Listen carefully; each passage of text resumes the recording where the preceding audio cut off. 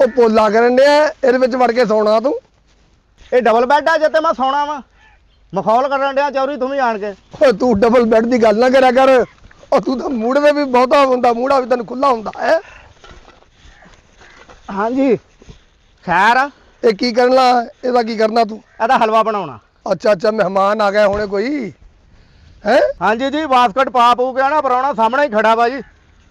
ਉਹ ਚਵਲਾ ਨਾ ਮਾਰਿਆ ਕਰ, ਇਹ ਮੈਨੂੰ ਲੱਗਦਾ ਤੂੰ ਖਾਦ ਦੀ ਜਗ੍ਹਾ ਤੇ ਸੁੱਟਣੀ ਆ। ਹਾਂਜੀ ਇਹ ਪਾਉਣਾ ਸੀਗਾ ਮੈਂ ਅੱਛਾ ਕਿਹਾ। ਅੱਛਾ ਅੱਛਾ ਅੱਛਾ ਅੱਛਾ। ਓਏ ਤੇਰੀਆਂ ਤਾਂ 2 ਮੱਝਾਂ ਸਾਰੀਆਂ ਤੇ ਬਾਕੀ ਦਾ ਗੋਇਆ ਤੇਰਾ। ਨਹੀਂ ਜੀ ਇੱਥੇ ਚੌਰੀ ਵੀ ਗੋਹਾ ਕਰਦੇ ਆ ਜੀ। ਆਹ ਗੋਇਆ ਕਰਦੇ ਚੌਧਰੀ। ਬਕਵਾਸ ਕਰ ਰਿਹਾ ਤੈਨੂੰ ਮੈਂ ਕਹਿੰਦਾ, ਤੈਨੂੰ ਤਮੀਜ਼ ਭੁੱਲ ਗਈ ਆ। ਵੱਡੇ ਛੋਟੇ ਨਾਲ ਗੱਲ ਕਿਵੇਂ ਕਰੀਦੀ ਆ ਹੈ? ਤੁਸੀਂ ਗੱਲਾਂ ਕਰਨ ਡੇ ਆਂਦੀਆਂ ਆਣ ਕੇ। ਬਸ ਯਾਰ ਮੈਂ ਜਾਣਾ ਸੀ ਸ਼ਹਿਰ। ਤੇ ਮੈਂ ਕਿਹੜਾ ਰਸਤੇ 'ਚ ਖੜਾ ਹੋ ਗਿਆ। ਜਾਓ ਕੀ ਕਹਿਣ ਡਿਆ ਤੂੰ ਓਏ? ਜੋ ਸੁਣਨ ਡੇ ਆ। ਓਏ ਉਹ ਪੱਥਰ ਦੇ ਕੁੰਡੇ, ਮੇਰੀ ਗੱਲ ਸੁਣ ਲੈ।